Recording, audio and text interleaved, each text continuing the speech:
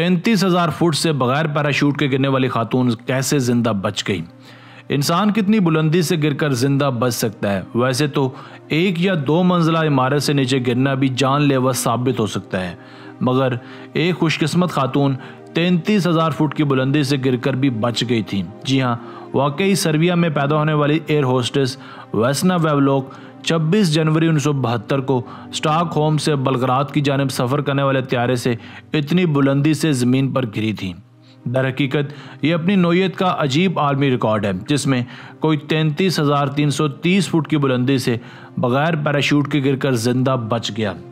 इस वक्त वेस्ना की उम्र 22 साल थी और इन्हें एयर होस्टेस के तौर पर काम करते हुए 8 माह ही हुए थे। लंदन में सफ़र के दौरान इंग्लिश सीखने के बाद इन्हें हवाबाजी से मोहब्बत हुई थी। इन्होंने एक दोस्त को एयर होस्टेस की शक्ल में दुनिया का सफ़र करते देखा तो खुद भी ये काम करने लगी। 1971 में यूगोस्लाविया की कौमी फ़ज़ाई कंपनी में एयर होस्टेस की हैसियत से शमूलियत भी अजीब अंदाज से इख्तियार की, क्योंकि वो लो ब्लड प्रेशर का शिकार थी। तो तिबी मुआयने से कबल इन्होंने कॉफ़ी के मुतअद्दिद कप नोश किए ताकि ब्लड प्रेशर मुस्तहकम रह सके। ये तरीका काम कर गया, वो तरबियत के लिए मुंतखब कर ली गई। 8 माह बाद वो कंपनी की स्टॉकहोम से बेलग्राद जाने वाले प्रवास के अमले का हिस्सा बन गई, जो कोपनहेगन पर स्टॉप ओवर करता था। 26 जनवरी को यह प्रवास कोपनहेगन एयरपोर्ट पर उतरी और दोपहर 3:15 पर दोबारा प्रवास कर गई और 40 मिनट बाद वो सानहा पेश आया। 4 बजे के बाद त्यारे के सामान वाले हिस्से में एक बम धमाका हुआ, जिसके नतीजे में त्यारे के टुकड़े टुकड़े हो गए और वो 33,330 फुट से नीचे ज़मीन पर जा गिरा, जिसमें सवार 28 मुसाफिर और अमले के अफराद हलाक हो गए और सिर्फ वेस्ना ही जिंदा बच सकी। वो त्यारे के टुकड़े होने के बाद खाने की ट्राली में फंस गई थी और चेकोस्लोवाकिया के इलाके सर्बिस्का कैमिनाइस में जा गिरी, जहां इन्हें ब्रोनो होनकी नामी शख्स ने दरियाफ्त किया, जो कि जंगे अजीम दोम के दौरान तिबी रजाकार रह चुका था। जमीन से टकराने के बाद एयर होस्टेस की 2 टांगें टूट गई थी, जबकि खोपड़ी और पसलियों समेत मोटे जगहों पर फ्रैक्चर हुए थे। ब्रोनो ने इन्हें प्राग के अस्पताल तक पहुंचाया, जहां इन्होंने मोटे दिन कोमा में गुजारे।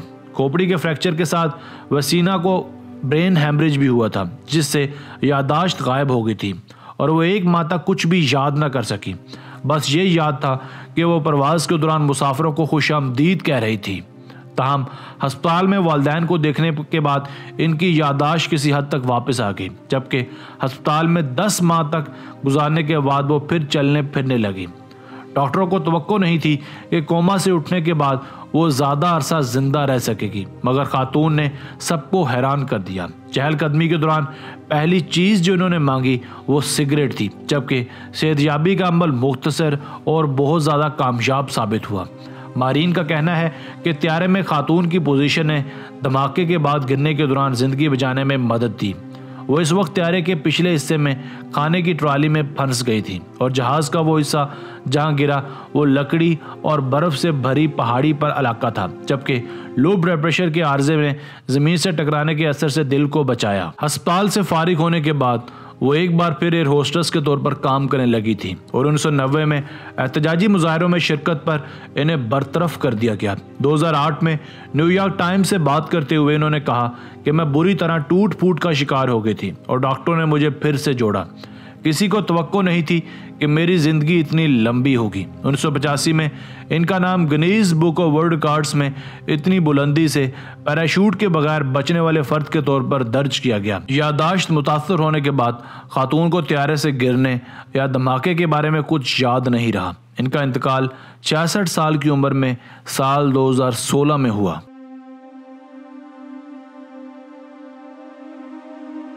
दोस्तों, आज की वीडियो बस यहीं तक थी।